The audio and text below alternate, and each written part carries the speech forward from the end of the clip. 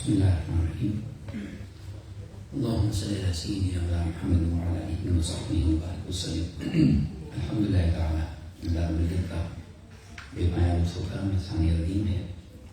ماہ رمضان مبارک کی چھٹی شب میں نماز تراویح کے لیے ہم سب حاضر ہیں. دعا ہے کہ اللہ رب العزت ہماری حاضری اپنی بارگاہ میں قبول فرمائے اور ماہ رمضان کی برکات ہم سب کو اپنے دامن میں سمیٹنے کی توفیق عطا فرمائے. آج سورہ آل انعام کی تلاوت کی جائے گی. اس میں ایک مضمون اللہ رب العزت نے دو مقامات پر بیان فرمایا ہے اور وہ اس کی اپنی شان رحمت کے حوالے سے ہے. یہ کیونکہ عشرہ رحمت ہے، پہلا ماہ رمضان کا عشرہ ہے. اس کی سورہ انعام کی آیت مبارکہ نمبر 12 میں اور 54 میں یہ الفاظ آئے ہیں. خاص مختلف ہیں مگر مضمون ایک ہی ہے. اللہ رب العزت نے ارشاد فرمایا کتب علی نفسہ الرحمہ. اللہ رب العزت نے اپنی ذات کے ذمہ کرم پر رحمت کو لازم فرما لیا ہے. اب یہ کتبہ کا جو لفظ ہے یہ کسی چیز کے فرض کرنے کے معنی میں آتا ہے. جیسے کتب علیکم الصیام، تم پر روزے فرض کیے گئے. اب اللہ رب العزت کی ذات چونکہ مالک کی کائنات ہے تو اس کے لیے فرض کرنے کا معنی تو ہم نہیں کہہ سکتے، مگر یہ ہے کہ اس نے اپنی ذات پر اپنی شان کے مطابق اور اپنے ہی ارادے اور فیصلے سے رحمت فرمانا لازم کر لیا ہے. یہی وجہ ہے کہ حدیث پاک میں آتا ہے کہ سبقت رحمتی علی غضبی. میری رحمت کی شان یہ ہے کہ وہ میرے غضب سے حاوی ہے اور اس سے بڑھ کر ہے. اور پھر 54 نمبر آیت کریمہ میں جو الفاظ ہیں وہ یہ ہیں کتب ربکم علی نفسہ الرحمہ. تمہارے رب نے، یہاں پر یعنی اللہ رب العزت نے رب کے لفظ کا اضافہ فرمایا ہے، تمہارے رب نے اپنی ذات کے ذمہ کرم پر رحمت جو ہے وہ لازم فرما لی ہے. اب یہ بہت ساری حدیث ہیں جو میں اس میں عرض کرنا چاہتا ہوں، مگر ایک حدیث پاک کے الفاظ جو ہیں یہ بہت ہی، چونکہ رحمت کا مضمون ہے، محبت والا مضمون ہے، اس کے الفاظ بڑے ہی ایمان افروز ہیں.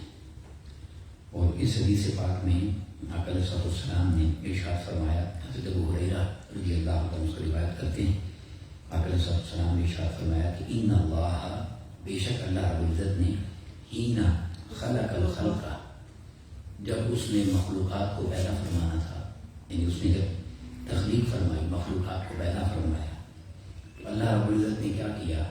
فرمایا کتب بیدیہ علی نفسہ. تو اللہ رب العزت نے اپنی شان کے لائق اپنے دست مبارک سے اپنے لیے کچھ لکھا.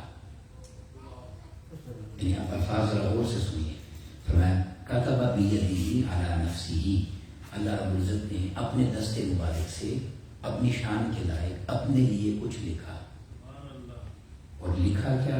فرمایا کہ ان رحمتی تغلب غضبی، کہ میری رحمت جو ہے وہ میرے غضب پر ہمیشہ حاوی رہے گی، اس سے بڑھ کر رہے گی.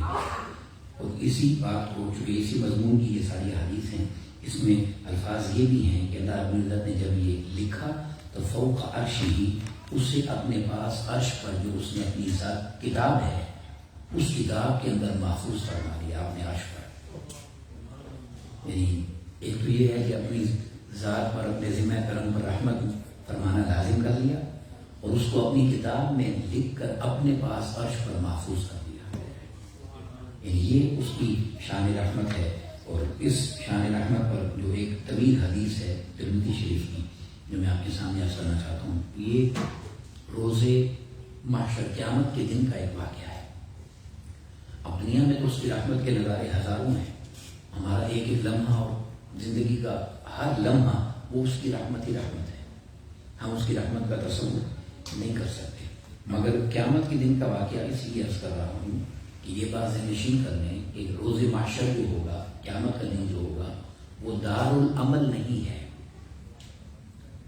وہ دار الجزا ہے. یہ دنیا دار العمل ہے، یہاں جو عمل کریں گے اس کی جزا آخرت میں ملے گی. وہاں پر کوئی عمل نہیں ہوگا. تو ذرا آپ اندازہ کریں کہ جو دار الجزا ہے اس دن اس کی رحمت کا نظارہ دیکھے ذرا. کہ وہ کتنا عظیم مالک ہے۔ آقا صلی اللہ علیہ وسلم نے ارشاد فرمایا ان رجلین ممن دخل النار، دو لوگ ایسے ہوں گے ان کو دوزخ میں داخل کر دیا جائے گا، یعنی ان کے دوزخ میں جانے کا فیصلہ ہو جائے گا، جہنم میں چلے جاؤ۔ تو آقا صلی اللہ علیہ وسلم نے فرمایا اشتد سیاحہما، وہ بہت زور سے چیخنا چلانا شروع کر دیں گے۔ اب یہ الفاظ توجہ طلب ہے، دوزخ میں یقیناً جو بھی ہوگا وہ چیخے گا عذاب کی وجہ سے، تکلیف کی وجہ سے، مگر ان کے لیے فرمایا کہ یہ بہت زور سے چیخیں گے۔ آپ سمجھ سکتے ہیں کہ ان کی چیخ و پکار کیسی ہوگی۔ فقال الرب عز وجل، تو اللہ رب العزت ارشاد فرمائے گا اخرجوہما، یہ دونوں جو بہت زیادہ چیخ رہے ہیں ان کو ذرا باہر نکال کے لاؤ، یعنی وہ دوزخ میں ہیں، ان کے لیے فرما رہا ہے ان کو نکال کر لاؤ۔ فلما اخرجا، جب انہیں نکالا جائے گا، قال لہما، تو اللہ رب العزت نے یہ فرمائے گا لأی شیء اشتد صیاحہما، کون سی چیز ہے جس نے تمہیں اتنا شور مچانے پر مجبور کیا ہے، اتنا زیادہ کیوں چیخ رہے ہو؟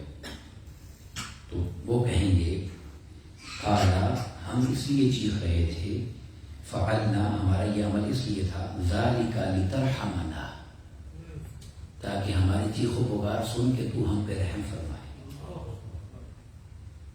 یہ کون ہے؟ یہ جو دوزخ میں ہے وہ کہہ رہے ہیں کہ تو ہم پر رحم فرمائے۔ قال ان رحمتی لکما، اللہ رب العزت فرمائے گا تم دونوں کے لیے میری رحمت یہی ہے، ان تنطلقا فتلقیہا، بس تمہارے لیے میری رحمت یہی ہے کہ تم دونوں دوزخ میں چلے جاؤ، یعنی وہ اتنے گنہگار ہیں کہ کوئی نیکی نہیں ہے، تو اللہ رب العزت فرمائے گا کہ تمہارے لیے یہی رحمت ہے کہ چلے جاؤ جہاں سے آئے ہو۔ پھر فرمایا فتلقیا انفسکما حیث کنتما من النار، اپنے آپ کو خود جا کے وہیں ڈال دو جہاں پر تم تھے، دوزخ میں چلے جاؤ۔ اب یہ بات جب کہی جائے گی فینطلقان، تو وہ دوزخ کی طرف چل پڑیں گے، فیلقی احدہما نفسہ، ان میں سے ایک جو ہے وہ جہنم میں جا کے چھلانگ لگا دے گا۔ اب جب وہ جہنم میں چھلانگ لگا دے گا تو آقا علیہ السلام نے فرمایا فَيَجْعَلُهَا عَلَيْهِ بَرْدًا وَسَلَامًا، اللہ رب العزت دوزخ کو حکم دے دے گا کہ اس کو مت جلانا، اس کے لیے ٹھنڈی ہو جاؤ۔ وہ دوزخ میں حکم دیا کہ چلے جاؤ دوزخ میں، اس نے چھلانگ لگا دی، اور وہ اس کو دوزخ کو حکم مل گیا کہ مت جلانا۔ اور پھر دوسرا کیا کرے گا؟ فرمایا فَيُلْقِي أَحَدُهُمَا نَفْسَهُ، اور دوسرا جو ہے وہ خود کو روک لے گا، وہ دوزخ میں نہیں جائے گا، اس نے چھلانگ نہیں لگائی۔ تو جب وہ نہیں جائے گا تو اللہ رب العزت اس سے فرمائے گا، وہ جس نے دوزخ میں چھلانگ نہیں ڈالی اس کو اللہ رب العزت فرمائے گا کہ ما منعک ان تلقی نفسک کما القی صاحبک، تمہیں کس چیز نے منع کیا ہے، تم اس طرح دوزخ میں کیوں نہیں گئے جیسے تمہارا بھائی چلا گیا، دوسرا دوست چلا گیا، تم نے چھلانگ کیوں نہیں لگائی؟ فیقول، وہ یہ کہے گا یا ربی، اے میرے اللہ، انی لارجو، میں نے یہ اس لیے نہیں کیا کہ مجھے بڑی امید ہے تجھ پر، مجھے تیری ذات پر بڑا بھروسہ ہے، بڑی امید ہے تیرے ساتھ، ان لا تعیدنی فیہا بعد ما اخرجتنی، جب تو ایک بار دوزخ سے نکال لے تو میری امید بھروسہ یہ ہے کہ دوبارہ نہیں بھیجے گا، میں اس لیے نہیں جا رہا۔ جب وہ یہ بات کہے گا فیقول لہ الرب، تو اللہ رب العزت فرمائے گا لک رجاؤک، یہ بڑا، یعنی یہ وہ جملہ ہے محبت والا۔ آقا صلی اللہ علیہ وسلم نے فرمایا، اللہ اسے فرمائے گا پر میں تیرے لیے ویسا ہی ہوں جیسی تیری امید ہے، اگر تیری امید یہ ہے کہ دوزخ میں نہ ڈالوں تو تجھے نہیں ڈالتا، تم مت جا۔ اور پھر اللہ رب العزت فیدخلان جمیعا الجنہ برحمتہ، اللہ فرشتوں سے فرمائے گا دوسرے کو بھی نکالو، اور دونوں کو اللہ رب العزت جنت میں ڈالتے۔ یہ اس کی رحمت کا نظارہ ہے جو دار الجزا میں ہے۔ تو اس دنیا میں تو اس کی رحمت کا کیا ہی کہنا ہے، دار العمل ہے۔ اب یہ اس حدیث پاک کے الفاظ تو یہ ہیں، مگر ایک حدیث پاک کے الفاظ بڑے ہی محبت والے ہیں، میں اس پر بات مکمل کرتا ہوں۔ وہ جو دوسرا شخص دوزخ میں چلا جائے گا نا، اس سے اللہ رب العزت فرمائے گا کہ تم جو ایک دم دوزخ میں چلے گئے، کیا تمہیں میری رحمت پر امید نہیں تھی؟ یہ تمہارا بھائی جو کھڑا ہو گیا میری رحمت کی وجہ سے، امید پر، یقین پر، تمہیں میری رحمت پر امید نہیں تھی، تم نے کیوں چھلانگ لگائی؟ تم بھی کھڑے ہو جاتے۔ اب یہ کون پوچھ رہا ہے؟ دیکھیں، اللہ رب العزت کی ذات ہے، تو وہ یہ کہے گا یا اللہ مجھے تیری رحمت پر ایمان بھی ہے، یقین بھی ہے، بھروسہ بھی ہے، میں جو دوزخ میں گیا ہوں تو اس کی وجہ کچھ اور ہے۔ اب یہ میں آپ کو اس لیے سنا رہا ہوں کہ اس کے جملے کے اندر میرے اور آپ کے لیے سبق ہے، اللہ میں اس کو سیکھنے کی توفیق دے دے۔ اللہ رب العزت فرمائے گا کیا وجہ ہے، کیوں نہیں گئے تم نے کیوں شرم لگائی؟ وہ کہے گا یا اللہ میں نے دنیا میں تیری کوئی بات نہیں مانی تھی، شیطان اور نفس کے آگے مجبور تھا، میں نے تیری کوئی بات دنیا میں نہیں مانی، تو آج مجھے شرم آ گئی کہ میں کیسا بندہ ہوں کہ میں نے تیری کبھی کوئی بات ہی نہیں مانی۔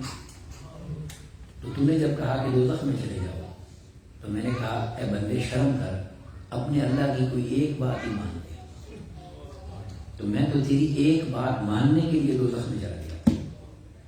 اور پھر وہ کہے گا کہ جب دوزخ میں گیا تو مجھے پتا چلا کہ جو تیری مان لیتا ہے اسے تو دوزخ میں نہیں ڈالتا، کیونکہ دوزخ تو ٹھنڈی ہو چکی تھی۔ اب یہ دیکھیں یہ وہ بات ہے سمجھنے والی کہ ہم بھی اللہ رب العزت کی ذات پر ایمان رکھنے والے لوگ ہیں، مگر ہم کرتے وہ ہیں جو ہماری نفس کی مرضی ہوتی ہے۔ بہتر یہ ہے کہ ہم اللہ کے احکامات کو مان کر اس کی رحمت کو ابھی سے سمیٹ کر اپنی آخرت کا سامان کر لیں۔